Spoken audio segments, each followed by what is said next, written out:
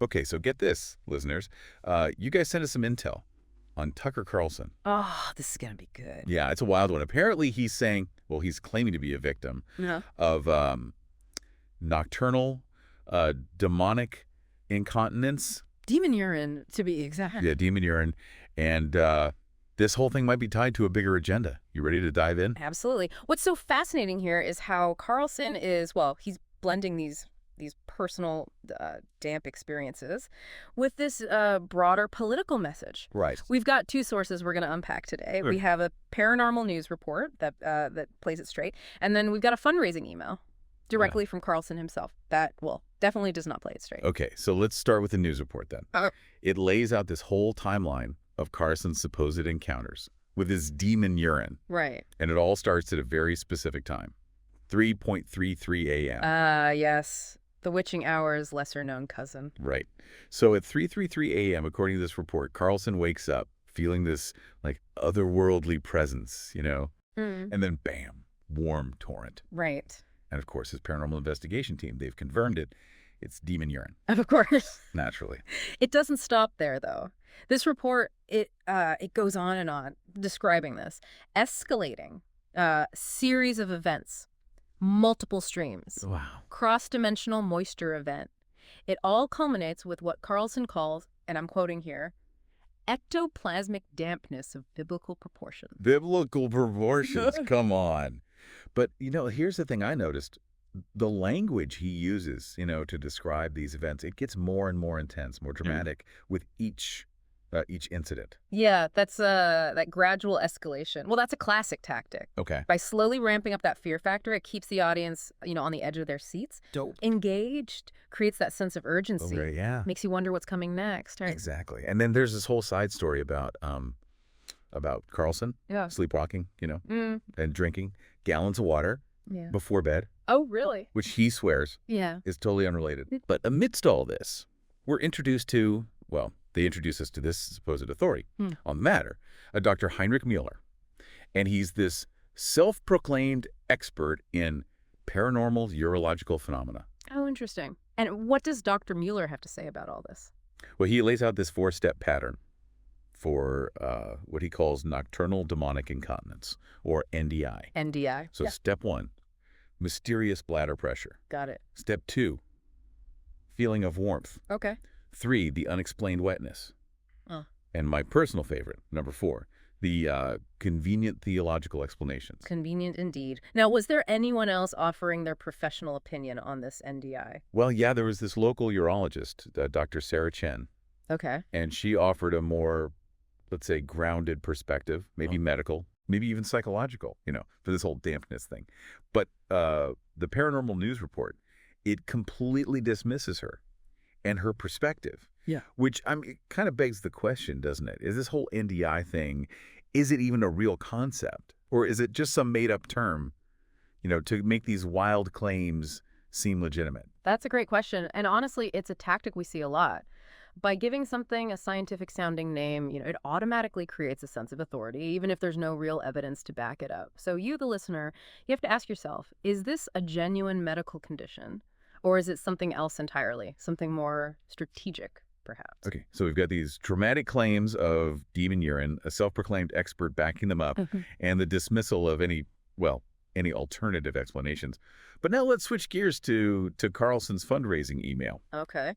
Because things get even more interesting and maybe a little unsettling when we see how he's leveraging this whole demon urine narrative. You ready to unpack this? Absolutely. This is where the political messaging really starts to come into play. It's no longer just about Carlson's personal experiences. It's now a full-blown, like, nationwide threat, a moisture demon invasion, you could say. Right. And his email, it specifically links these unexplained nocturnal moisture events to conservative bed owners. Oh, wow. It's like he's suggesting there's some targeted attack happening. I mean, come on. It is a pretty wild leap. But again, that's the point. By framing it this way, Carlson's tacking into, well, those existing anxieties and fears, right? Yeah. And that us versus them dynamic. Yeah. Well, that's a really effective way to rally support. Yes. Especially among a certain audience. Definitely. And to combat this supposed moisture demon threat, He's launched this whole support group, the Nocturnal Supernatural Emissions Survivors Support Group, Oh my. the NSESSG. And guess where this group meets? I'm almost afraid to ask. Where? In the dry zone of his compound, of course.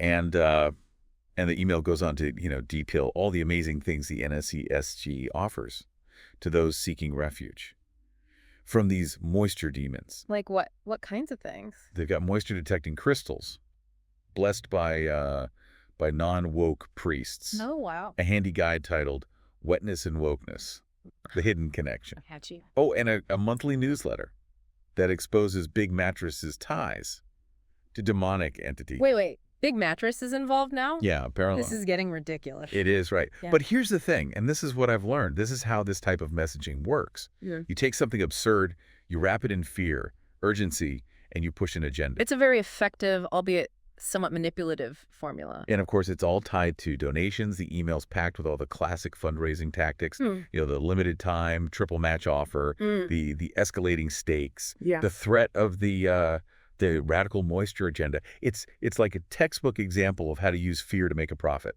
It creates that sense of urgency. Like, if you don't act now, well, the moisture demons, they win, right? Right, exactly. And the only way to fight back is to donate. Of course. It's almost comical. Yeah. Almost. But here's the thing that really gets me. He claims to have sources confirming that George Soros is training this elite force of socialist moisture demons. I mean, come on. This is where it crosses the line from, like, silly to dangerous. And that's a crucial point. While this whole thing might seem, well, absurd on the surface, it's important to remember that this kind of rhetoric, it can have some very real consequences.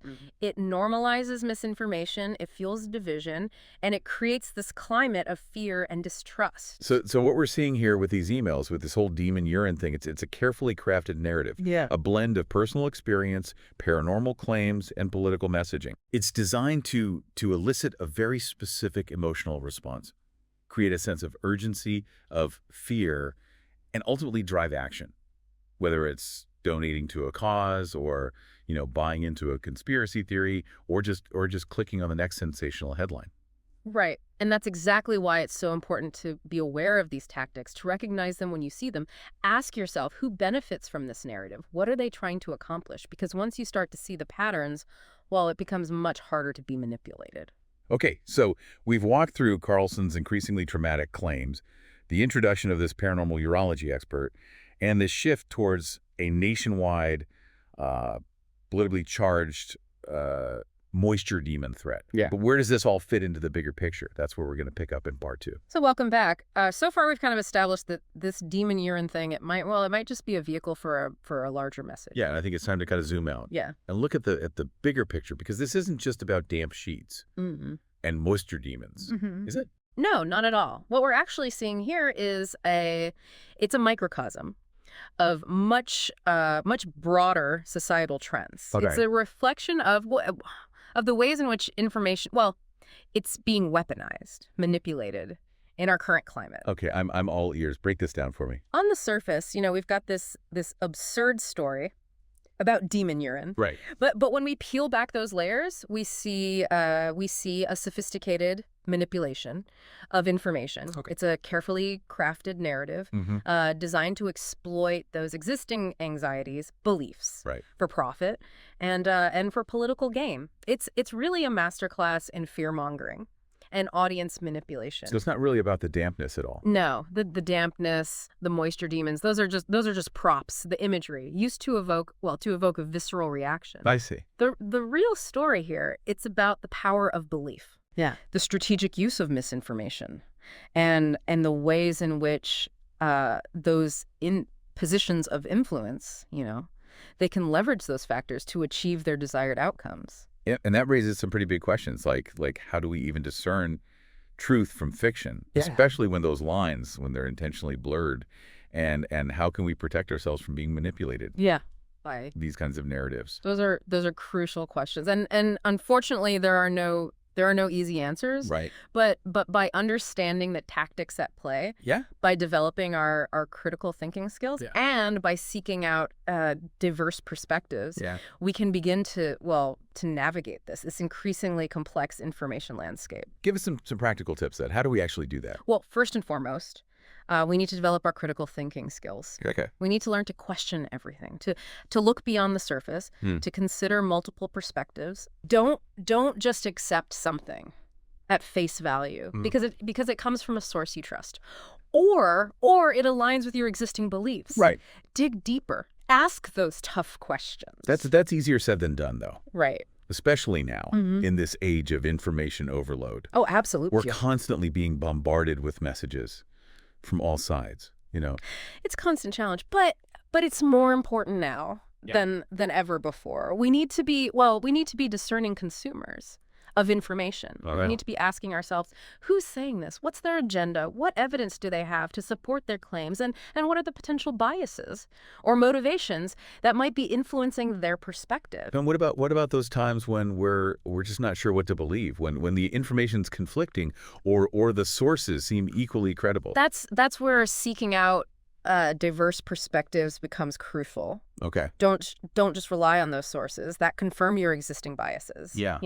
Actively seek out information that challenges your assumptions, that makes you uncomfortable, Right. that forces you to re-examine what you thought you knew. Because discomfort can be a sign of growth, right? Right. It pushes us to think critically and expand our understanding. Exactly. And in doing so, we become more informed, more resilient to manipulation, Yeah. and ultimately more capable of making sound judgments about the world around us. It strikes me that we're essentially doing what Carlson is doing in a way. Oh, how so? We're presenting a narrative. We're analyzing information.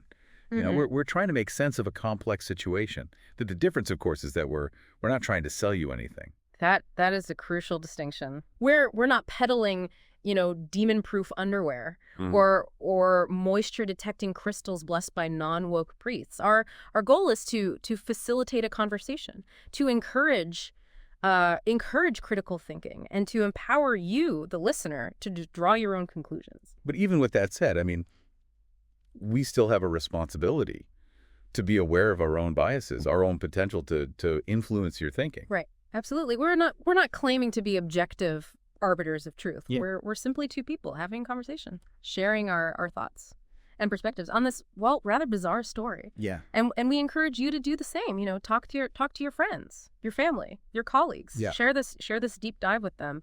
Debate the issues, challenge each other's assumptions. Because that's how we learn, how we grow, how we become more informed and engaged citizens. Right. Precisely. It's through these conversations, these exchanges of ideas, that we can start to sift through all the noise and find our way to a more nuanced understanding of the world. Now, before we move on to the final part of this deep dive, Okay. I want to touch on something that's been on my mind throughout this whole conversation. Okay. The humor. The fact that we're finding humor in a situation that on the surface is pretty disturbing. I understand your concern. It's a delicate balance. Right. We want to be engaging. We want to make this information accessible, but we don't want to trivialize the very real issues at play here. Exactly. Because as we've discussed, there are some serious implications here. This isn't just about, a few damn sheets. This is about the erosion of trust, the spread of misinformation, the exploitation of fear and anxiety for political and financial gain. You're right. And it's important to acknowledge that. But I also believe that humor can be a powerful tool. It can help us to cope with difficult situations, to make sense of the absurd, to connect with each other on a human level. So it's not necessarily a bad thing that we're finding humor in this. Not at all. As long as we don't lose sight of the bigger picture, as long as we continue to engage with these issues critically, thoughtfully. I like that. Humor is a coping mechanism, as a way to connect, Yeah. as a tool for critical engagement. Precisely. because sometimes the best way to fight absurdity is with a little laughter. Yeah. It helps us to maintain perspective, Mm. to avoid getting bogged down in the negativity. Well said. Well said. Now, are you ready to move on to the final part of this deep dive? I'm eager to hear your concluding thoughts. Okay, so we've covered a lot of ground in this deep dive. We started with this bizarre story about demon urine and damp sheets. Right. But it turned into this whole exploration of information manipulation and the tactics being used to exploit anxieties, beliefs. Exactly. We've seen how these tactics, how they're used to create that sense of urgency and fear, ultimately, driving action. Right. Whether that's donating to a cause or buying into a conspiracy theory or even just clicking on the next sensational headline. Right. And we talked about how important, how crucial critical thinking is, in this landscape, questioning everything, seeking out those diverse perspectives, and engaging in thoughtful conversations about these issues. Right. But as we wrap up this deep dive, there's one final thought I'd like to leave you with. Okay. I'm all ears. It's the question of responsibility. Okay. Where does the responsibility lie in all of this? Is it solely on the individuals creating and spreading these narratives? Or do we, as consumers of information, also bear some responsibility? That's a great question. I mean, it's easy to point fingers.